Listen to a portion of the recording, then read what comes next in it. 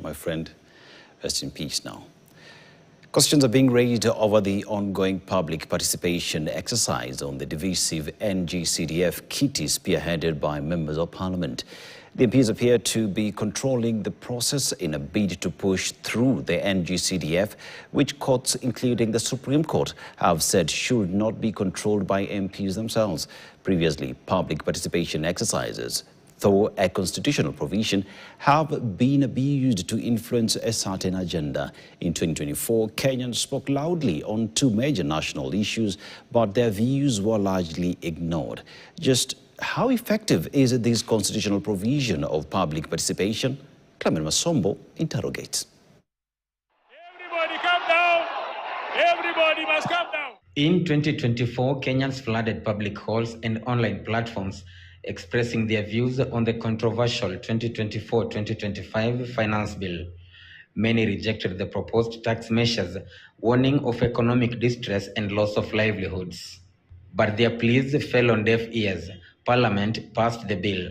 What followed was a wave of unrest, Gen Z-led demonstrations that rocked the country and claimed more than 50 lives. We want to defend Rigiji because they were both elected.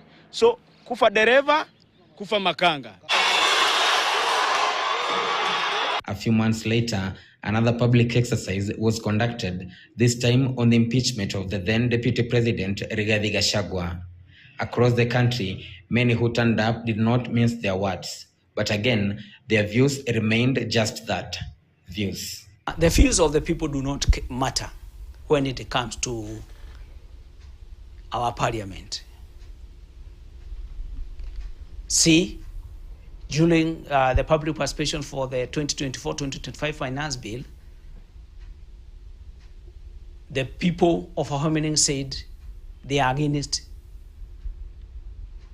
the clauses in that finance bill that were aimed at overtaxing the citizenry. But go to parliament, parliamentarians disregarded the views of the people. They went ahead and passed the bill. And now Parliament is at it again, collecting public views on the National Government Constituency Development Fund into law. But questions linger. Should they be the ones driving the exercise? For the MPs, what they're interested in is the people rubber stamping what they want. That is, they want CDF by hook or crook.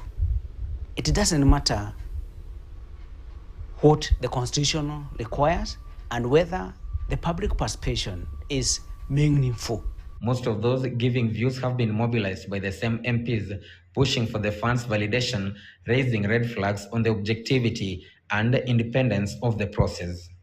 According to courts, MPs as members of legislature have no role to implement what should be done by the executive or county governments.